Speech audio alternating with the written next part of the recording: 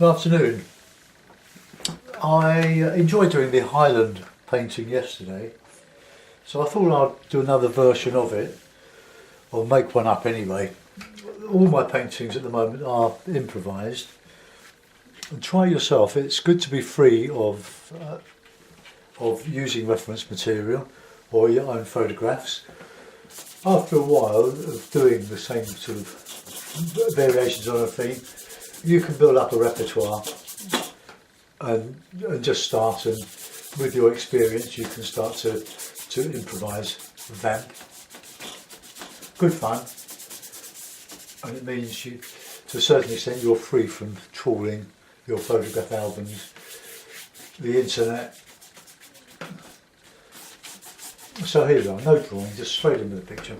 My palette is lemon yellow, raw sienna, alizarin crimson, light red, ultramarine, burnt umber, Payne's grey and burnt sienna.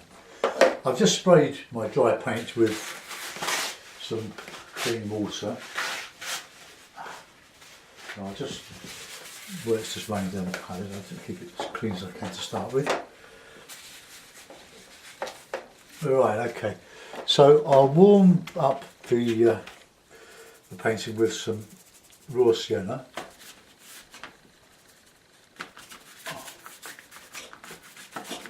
This sort of gives a unity to the painting. I haven't a clue where this is going to go. I'm just going to just attack it. Now lower down, I'm going to use a bit of alizarin and a bit of light red in that mix.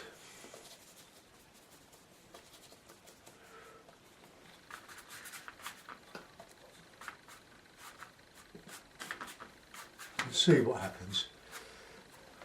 Right, now I'll go in my cloud colour. I use Payne's grey, a bit of ultramarine and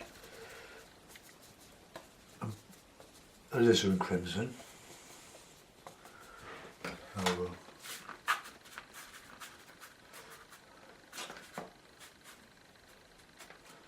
okay, probably put a bit of blue in there. Oh, I lost my cloth. I've been doing some paint work this morning, proper work. Not a lot.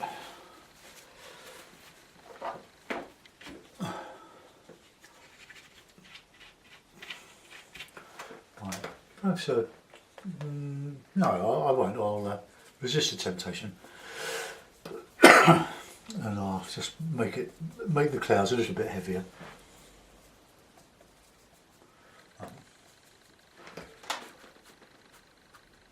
Try and get some movement in the sky. The big clouds overhead, and the smaller clouds going towards the horizon. Okay. Let's reclip the paper and I'll start to put in some distant hills or mountains. So we'll make those blue because it'll give the distance. Maybe a bit of alizarin crimson in it. It needs to be fairly thick paint because of the wetness in the paper. If you don't, you will find that it just evaporates or just merges into the background. Right, okay. Come back to that later. Now, let's go a bit higher here.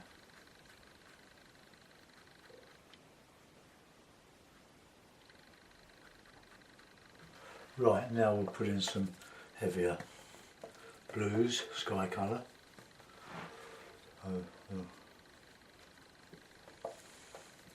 Good.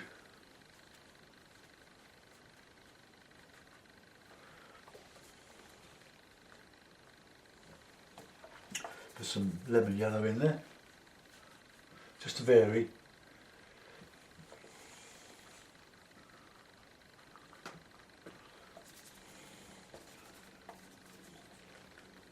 Nice warm colours coming down across the valley floor, and clean brush, get in some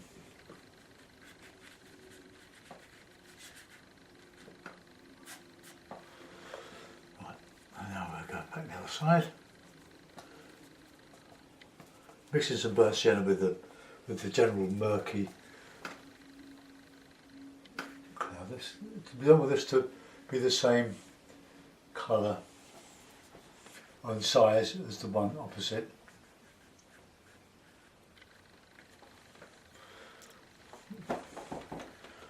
Pinch of colour in it.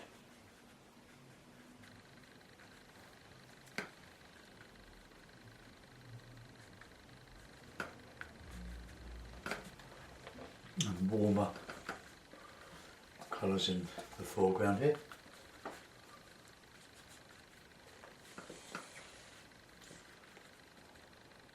Then we can put up some texture in some of this nice bit of cloud shadow there. Just might lift out a footpath path going through there. Let's just vary some of this here.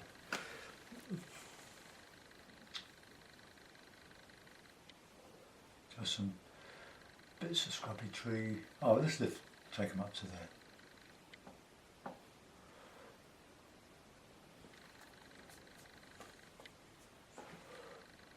Quite thick paint.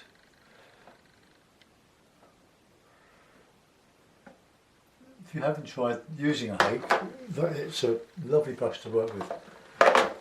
It does a lot of things, can be infuriating when you can't control the amount of water in it. That's why you need a cloth. I've got a cloth stuck in the tray of my box easel here. Right, now I want to show some rocks. So a bit of card, plastic card, and then we can just put a bit of lifting out texture here and there, just shining through the background. Don't have to do too many. I get carried away with it. I know.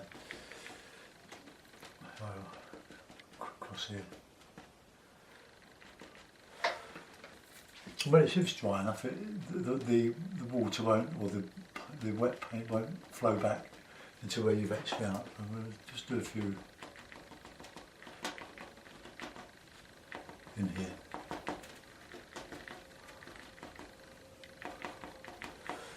You don't want to make them all look the same. It's very easy to get carried away and put regiments in, but it's a bit wet there. So let's just scrape out a little bit here, just sneaking out through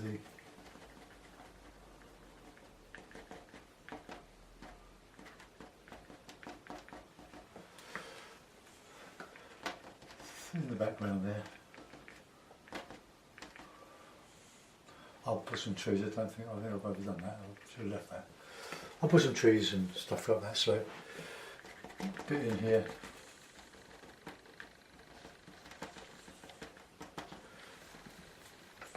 It just gives a bit of texture to the foreground. Now let's do a nice bit of green in there now.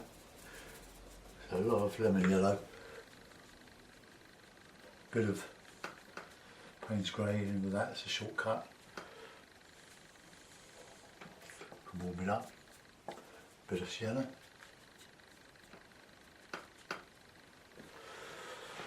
Right, let's get some nice dark trees. Blue, yellow, burnt sienna. Let's just come over there with some of this.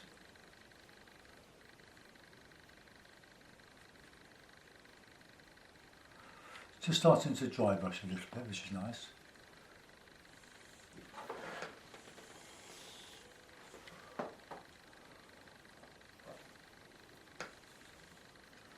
Bit of burnt sienna mixed in with the Payne's grey there. Good and thick.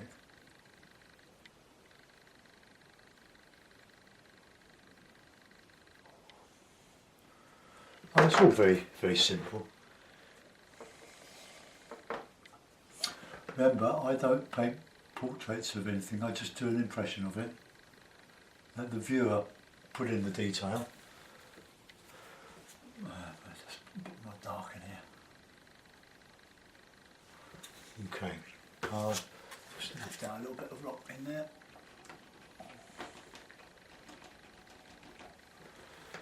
Right, just showing up a little bit against the dark background now. Okay, so we'll do, it's quite, coming on quite dry for that.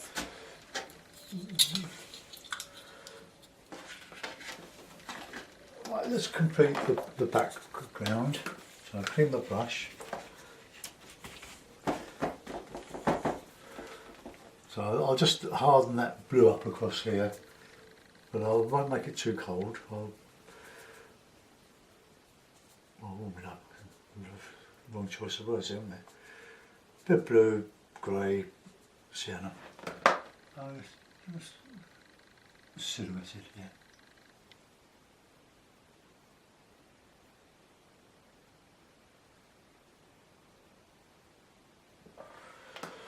Right, a bit more blue there, going up the side there.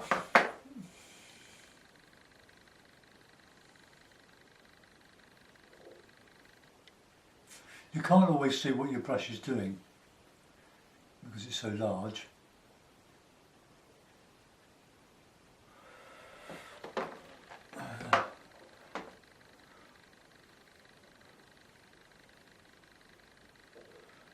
I don't want to put too much detail in, and I want it to dry fairly light.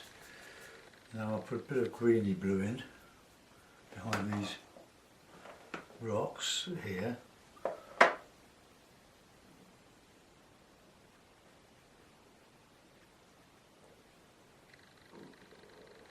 Steep sides of this glen, I'll call it a glen. Right, okay. We need that a bit darker there, I think.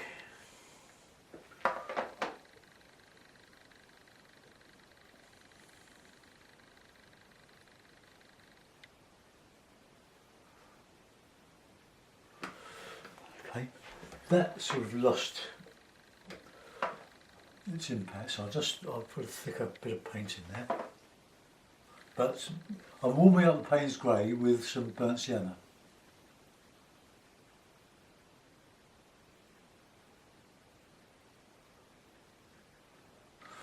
There, I quite like that, and we can just flick out little bits of. Be very discreet when you do this. Just a little bit of. Just a bit of interest in a otherwise solid background of trees, stand of trees. Right, and let's do a bit of similar stuff the other side. Now I'm just digging the corner of the hake into this. Sienna, lemon yellow, ultramarine. So let's come up here with a warmer green.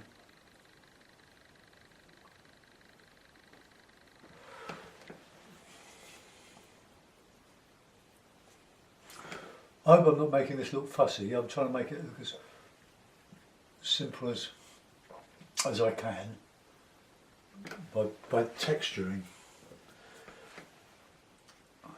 And because the paper is drying off now, or at least the water is drying into the paper, it's you can drag over it and you get this lovely sparkle. Right, and it's sort of blue here. It's a bit silhouetted against the light, probably a bit too much really, so we'll just soften it a little bit.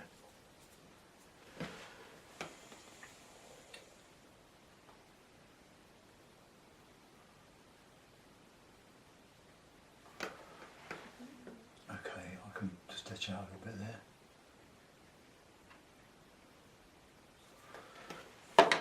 Get a card.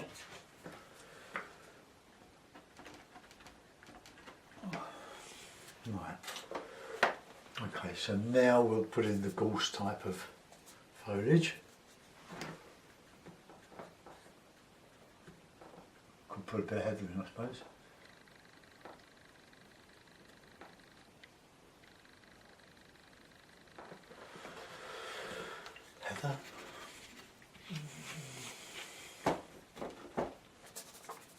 alizarin.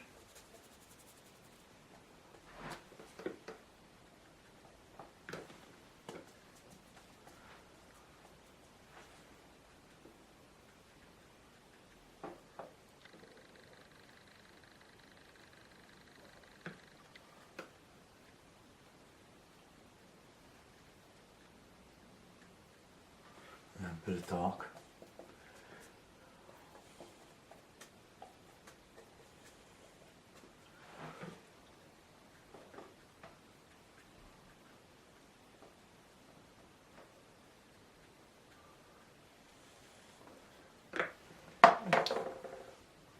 Right, now we'll do some more heavy stuff here.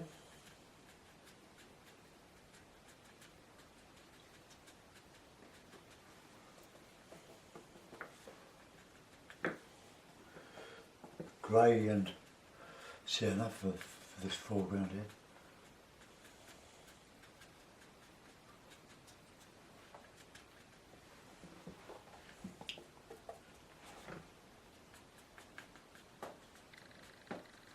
Just anchoring the foreground with a bit of grass.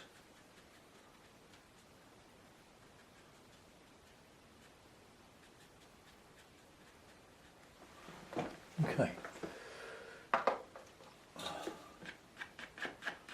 Just scrape out a few bits of detail.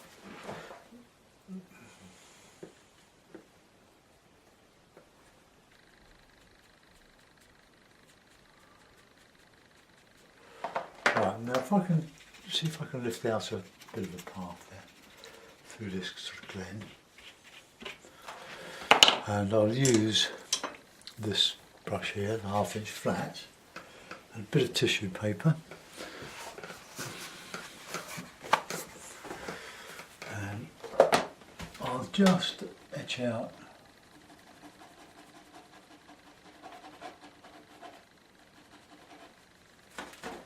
we go through there.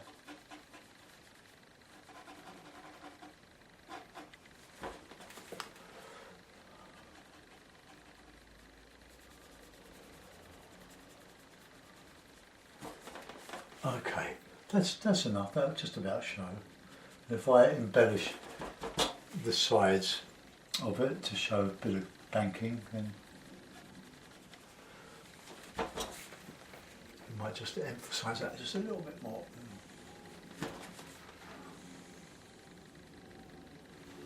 Okay, let's go into distance there.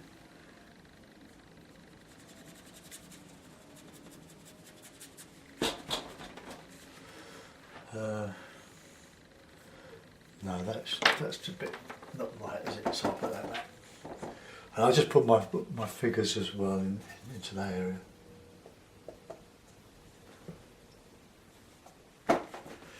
Too much water, you see, I'll just take some off.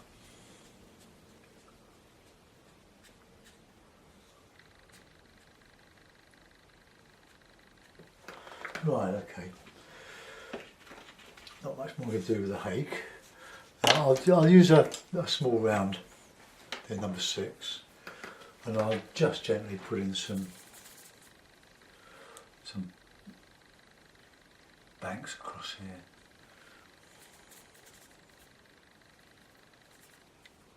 Don't use a lot of alizarin.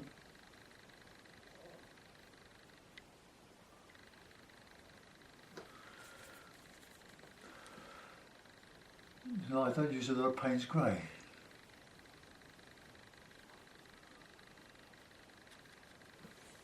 But you use what colours you like. This is just the palette I use. Whatever works for you, really. Let's just come up here.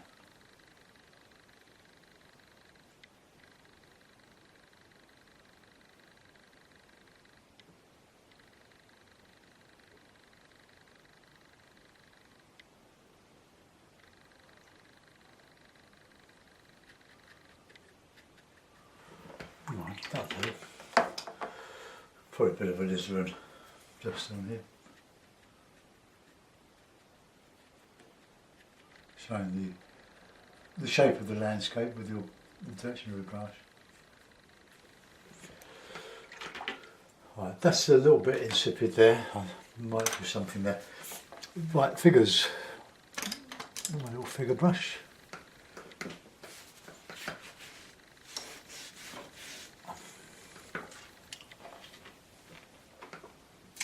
Right, just a grey with a blue and yellow, blue and red.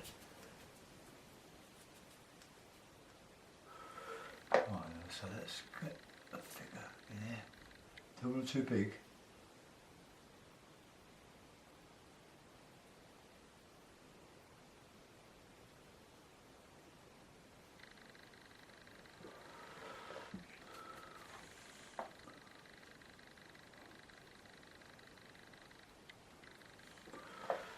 Oh, that's just the one, just to show some scale. Well, I will put a little bit of grassy stuff back in there.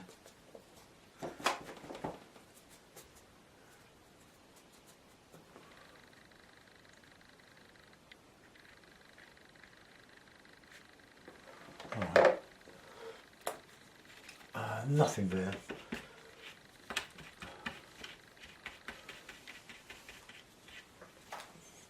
Or maybe just another figure in front of that one. A couple of beads.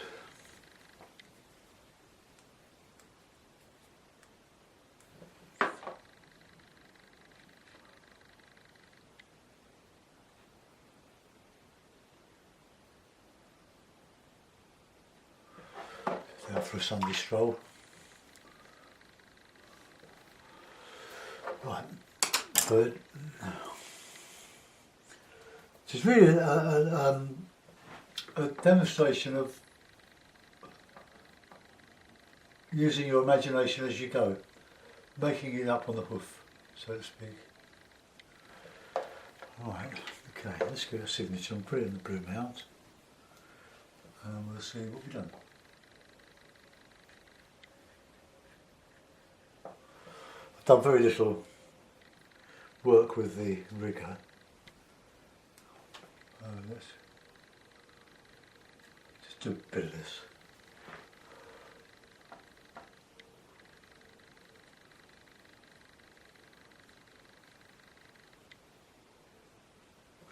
Alright, lovely.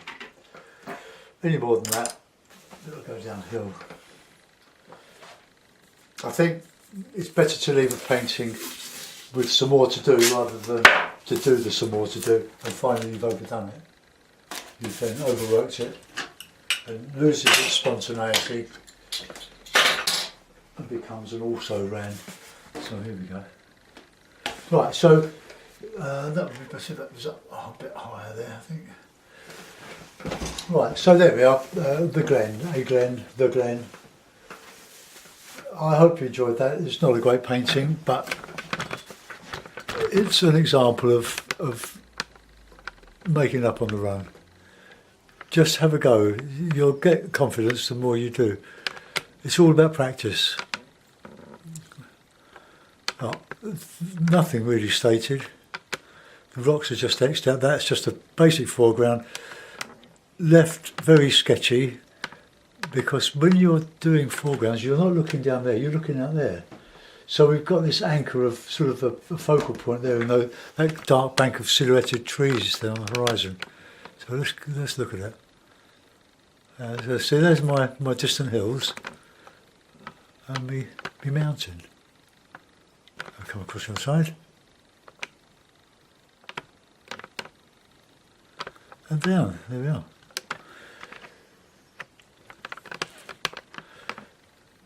I will have to go back to some acrylic painting in the not too distant future. But I've got so used to doing watercolours now that I really do enjoy doing them. I think I'm probably better with watercolours now than I am with the acrylics. I don't do oils because of the solvents. I don't really like the effects of them anymore. But anyway, I'll just be a watercolour painter. Thanks for watching. Bye bye.